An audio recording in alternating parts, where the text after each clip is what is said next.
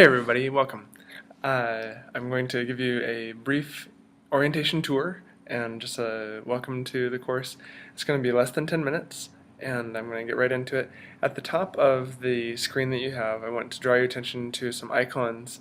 They are the same links that you'll see over here, and this important links section will stay with you throughout whatever page you go on in the course. At the very top, you'll see that there is a place for your picture and your name. When you are into the course a little bit, you'll find a way to put your own picture in there, and you'll need to. That's part of the assignment. There is a place for communication from me to you, and then we get down into Module 1,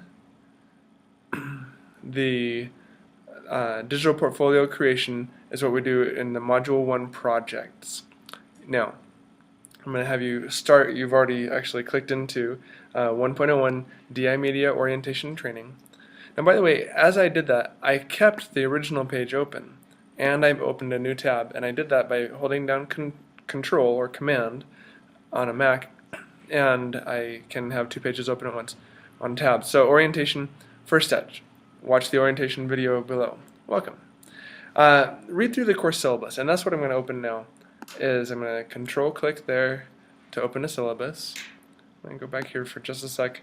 Click on several assignments in Module 2. So I just want you to go ahead and take a look and see what is this course going to look like, feel like. Read and respond to other people's questions in the discussion forums. Now actually you won't be doing that right yet because nobody has probably already asked a question. However, I do want you to keep a track of those Q&A forums. Post your questions in them. Answer other people's questions. I'll be able to give extra credit for people who are really using those forums because it's an important part. You'll need to take the orientation quiz. It's a long one, and it's not easy. You need to get 100% on the orientation quiz, and the idea is you can have the syllabus open on your screen. You can have other web pages open on your screen. All the answers are findable, but it'll take you some time to kind of sort through and get that. At the end of it, you'll be very, very ready to be successful in the class. So then you'll be able to begin earning points by submitting assignments starting with 1.02. The quiz is huge. It's 100 points, bigger than any other assignment until the third module. Let's go to the syllabus. I'm going to jump through. I want you to read the whole syllabus, but I'm going to read some of it to you just to highlight the important parts. This part here it talks about the difference between your normal face-to-face classroom and this one. I am Tim Chase, and the best way to contact me is via email. If you send me a text or leave me a voicemail, it goes to the same place. It goes to my email, and I will get back to you really quickly. I'm very good about returning emails. I do keep office hours. Now I'm gonna read this part here, which talks about your campus facilitator. So your campus facilitator may know the answers. We have instructed them to allow you to ask us online. So we've told them, don't answer every question that the kids have. Don't become a crutch. If you do not understand something, please ask quickly so you do not fall behind in your coursework. Best place to ask is the question and answer forum. Course descriptions, please read those. Hardware and software browser requirements, definitely read those. Basically, it says that any normal computer is going to be good for this.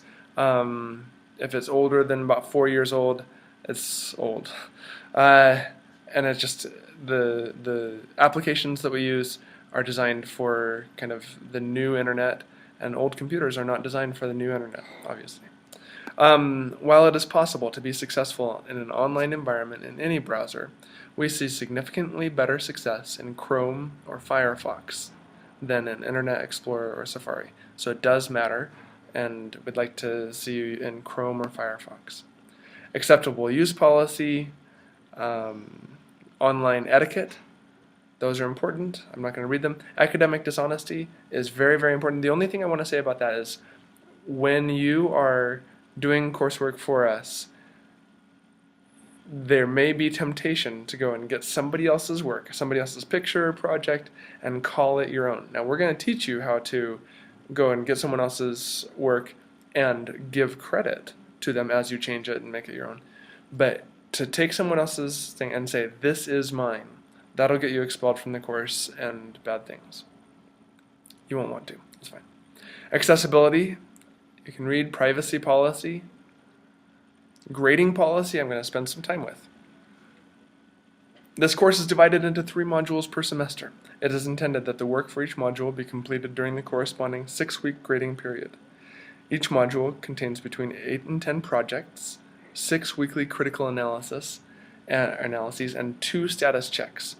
The projects can be done in any order and do not have specific deadlines, but the critical analysis are due on Friday, every Friday, and then the status checks are due on Tuesdays.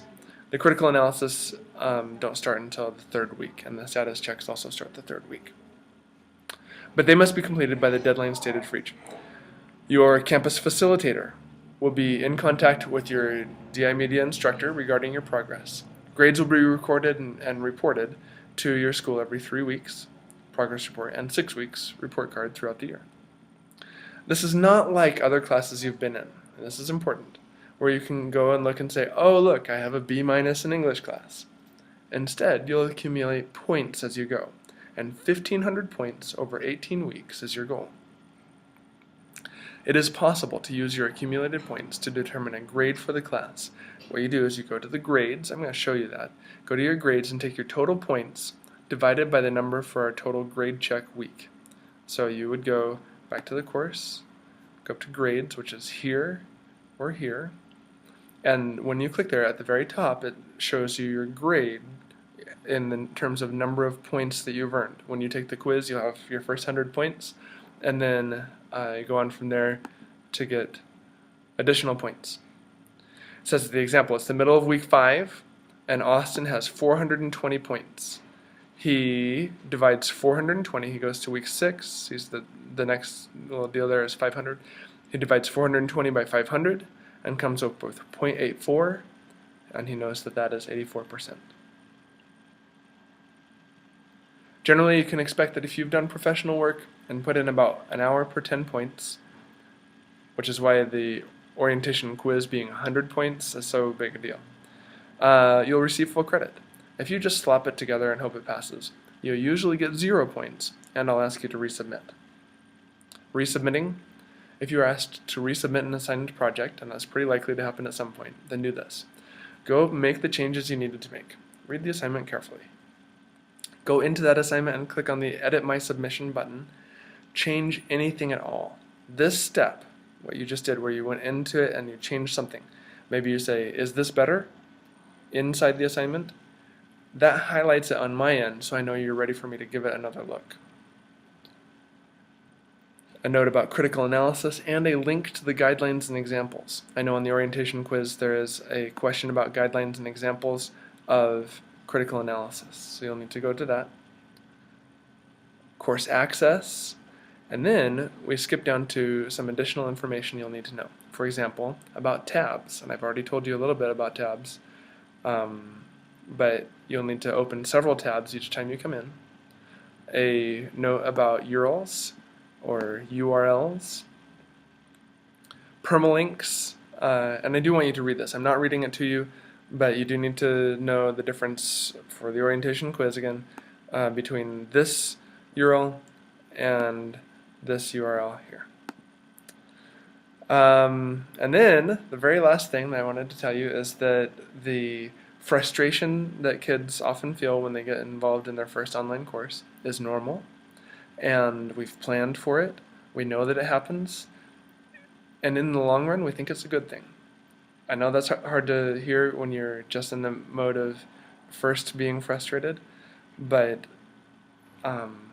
we've done this a couple times, and we know that the frustrations that you may feel when you're starting up can turn into strengths later. So we want you to go ahead and feel, but these are some other kids who did get frustrated and worked through it and came out on the other side with really a good strength. Anyway, we wish you all the best. That's the orientation, and then back to you. And what you'll do now is you'll go through and finish out the orientation training part, and then go into the orientation quiz, do each question carefully, and you can have other windows up, and then we look for you in 1.02 usernames in Google Docs, and then we get started with the portfolio setup. So, glad you're here, and look forward to working with you.